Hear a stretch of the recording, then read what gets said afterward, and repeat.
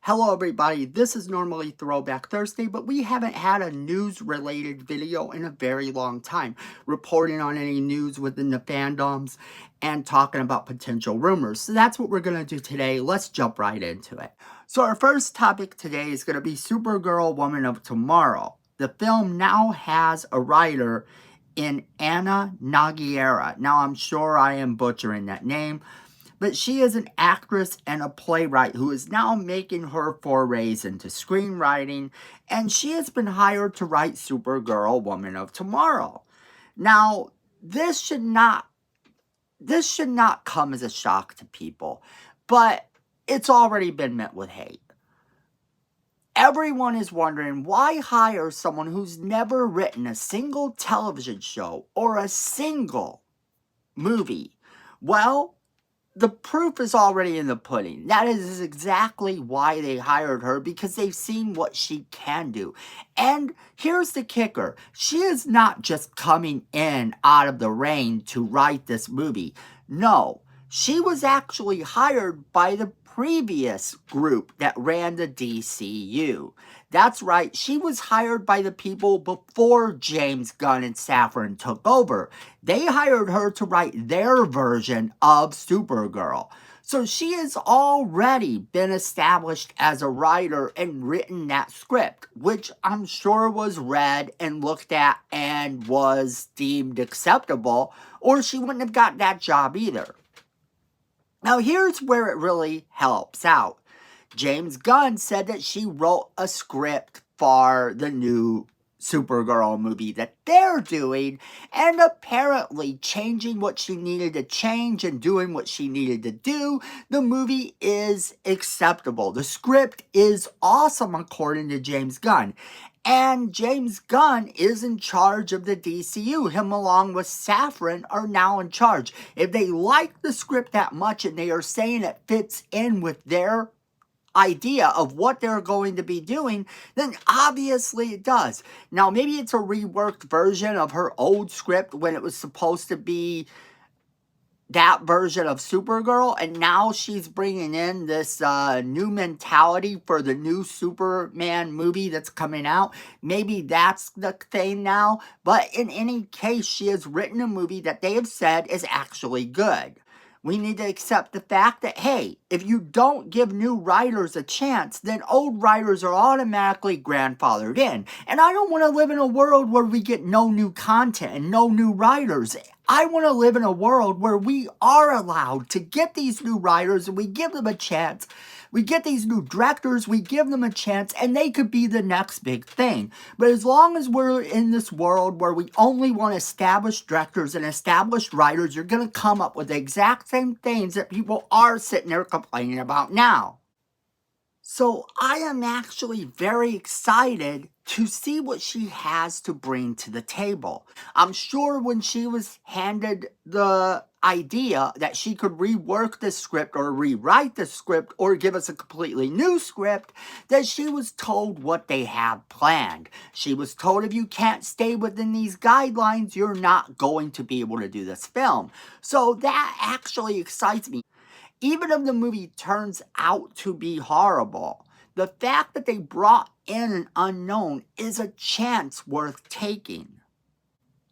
Okay, so then we have the fact that Pedro Pascal is apparently in talks to play Reed Richards now. Now, we went on a roller coaster ride with all the different actors that are being bantied about here and there about them playing Reed Richards, and it's like, wow, because now we have an actor that has done a lot of sci-fi stuff, has done a few comic book stuff. He is a big talent. He does bring a level of star power to the movie. Not necessarily the level of star power that might come with other actors, even some of the other actors that have been bantied about, but when you think in terms of actors they could hire, he's not the worst by far.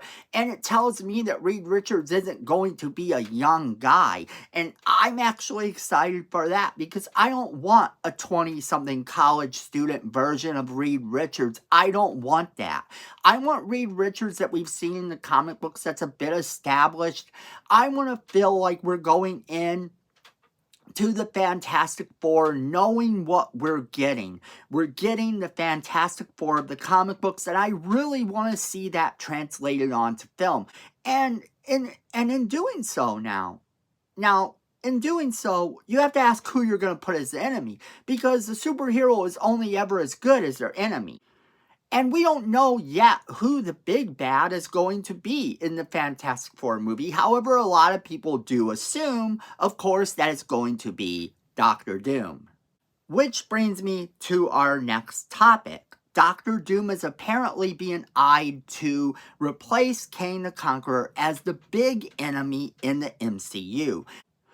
And we have seen Kang the Conqueror over time in different movies, and he hasn't lived up to the hype that Thanos had.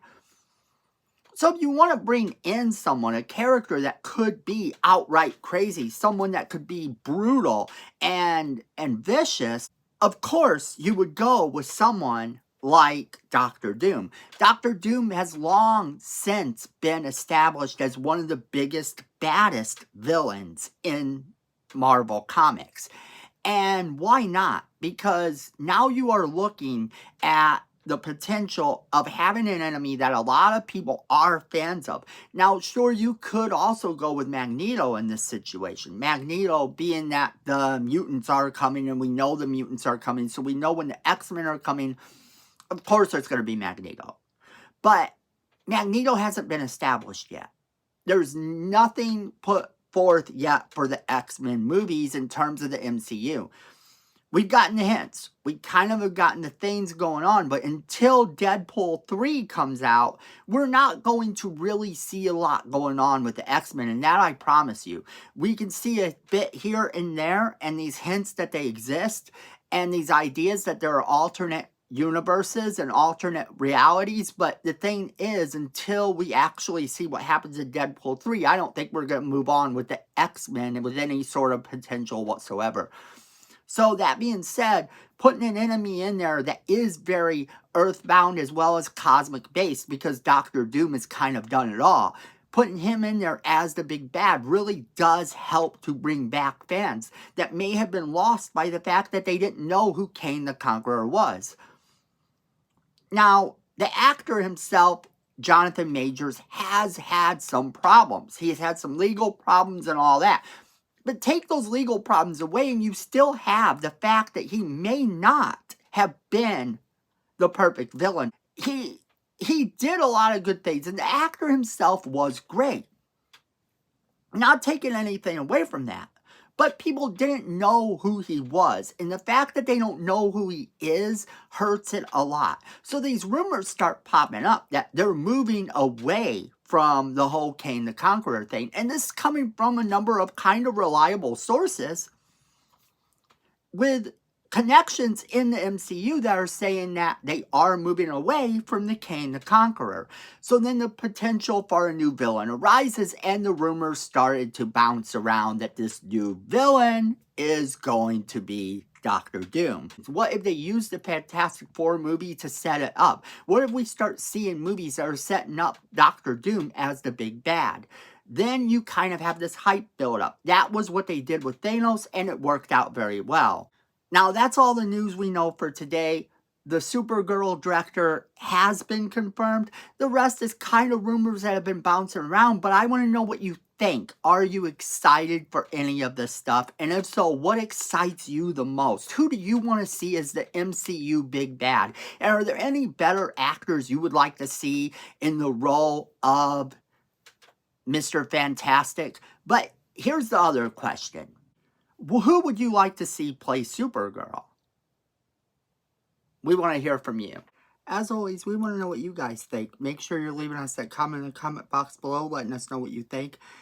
Make sure you share this video with all of your friends so they can be a part of the conversation as well. Don't forget to hit that like button as hard as you can. It's free, it helps the channel, and we appreciate it. Miko says we need more subscribers, and you don't want to disappoint Miko. So go ahead and hit that subscribe button. Hit that notification bell while you're down there so you don't miss a single video we do. Then friends, at the end of the day, I know it, you know it, and Miko knows it. Fandom is family.